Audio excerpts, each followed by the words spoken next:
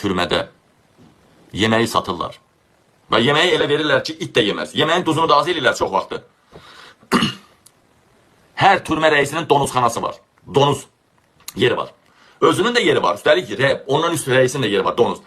Qəsdən yeməyin duzunu az eləyirlər ki, cəmaat yemir də. Perlovanı duzsuz yeyə bilərsənmi? Perlovanı, qreçkanı verməşili duzsuz yeyə bilərsən? Yox. Yiysən də 2 qaşıq ölməmək üçün yeyərsən. Gedirsən türmənin içində həmən elə türməyə gələn produktlardan qəşəng yemək pişiriblər və satırlar. Həmən o duz töymürlər ki, o yeməyi də, qalan yeməyi də donuza versin. Donuz duzlu yemək yeyəndə ətini tökür, yağını. Duzsuz yemək yeyəndə, o piylənir donuz. Dəyələmər, bir halda ki, türmələrdə balalarımız günahsız ya da hakimiyyətin yaratdığı bu faciədən dolayı türmədə yatır. Türmələrdə qətliyamdır, türmələrdə işgəncə günün bir nizam qaydasıdır, türmələrdə hər şey satılır, hətta yatmaq, su da satılır. İndi da bundan artıq özünüz bilin. Dəyərli həmvətənlər, ölkəmizi azad eləməyin vaxtı yaxınlaşır. Ona görə mən bu mövzulara toxunuram. Hazır olun inqilaba. Sağ olun.